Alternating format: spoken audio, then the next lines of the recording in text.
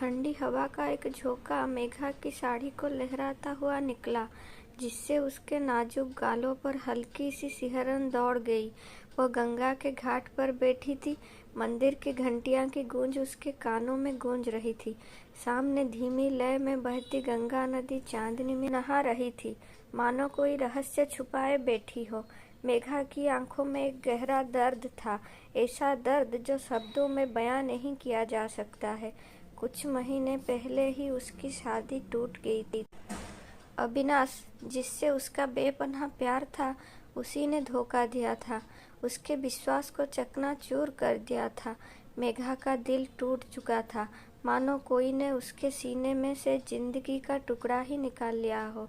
वो अपने माँ बाप के घर वापस आ गई थी, लेकिन हर पल अविनाश की याद उसे तिल तिल जलाती थी। अचानक मेघा को लगा कि कोई उसे देख रहा है। उसने पीछे मुड़कर देखा तो एक बूढ़ी महिला खड़ी है। उसकी आंखों में एक अजीब सी चमक थी, मानो वो मेघा के दिल का दर्द भांप ले रही हो।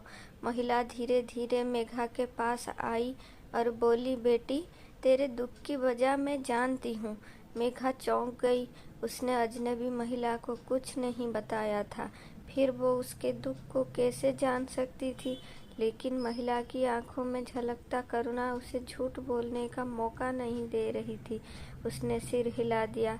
महिला ने मेघा के हाथों को अपने हाथों में थाम लिया और कहा, दुख हर किसी की जिंदगी का हिस्सा होता है बेटी, लेकिन उसे खुद पर हावी मत होने देना।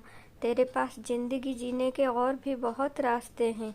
उसने मेघा को एक छोटा सा ताबीज दिया और कहा, ये ताबीज तुम्हारी हिम्मत बढ़ाएगा और तुम्हें सही रास्ते पर ले जाएगा। इसे हमेशा अपने पास रखना। मेघा ने ताबीज लिया और महिला को धन्यवाद दिया।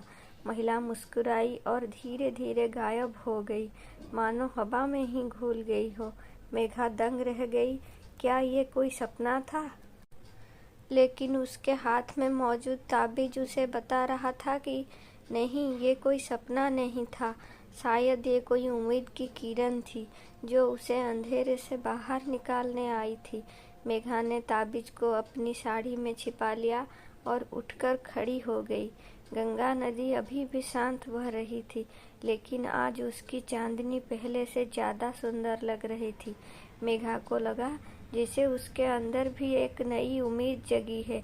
उसने एक गहरी सांस ली और अपने टूटे हुए दिल को समेटते हुए आगे बढ़ने का फैसला किया। राह आसान नहीं थी, लेकिन अब उसके पास हिम्मत थी और एक अदृश्य ताकत उसका साथ दे रही थी।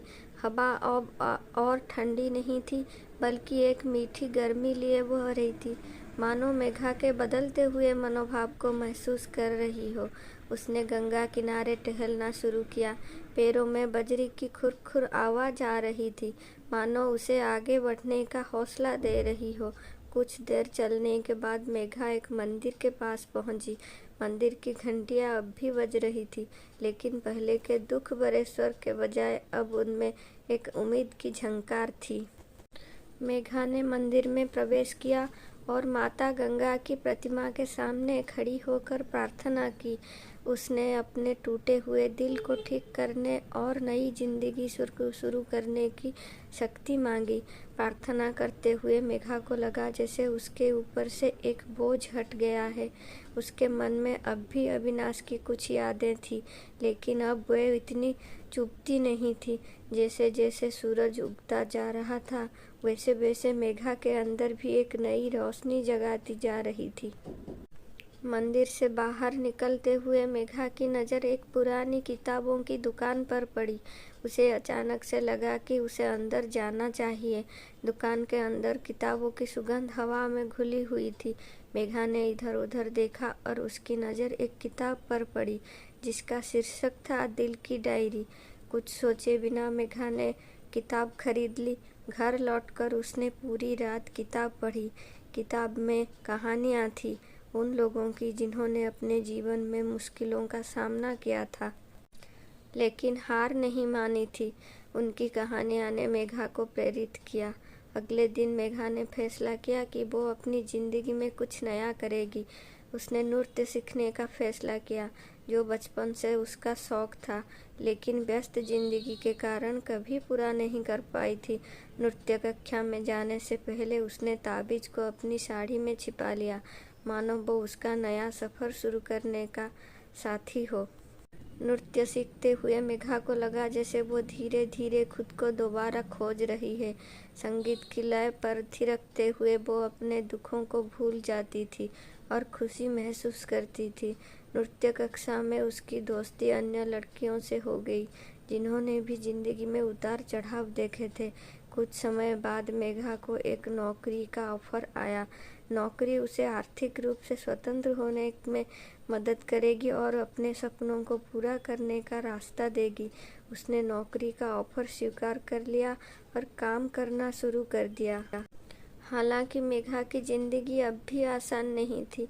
कभी कभी अतीत की यादें उसे परेशान कर देती थी, लेकिन वो अब हार मानने वाले नहीं थी। वो जानती थी कि उसे आगे बढ़ना है, एक नई पहचान बनानी है।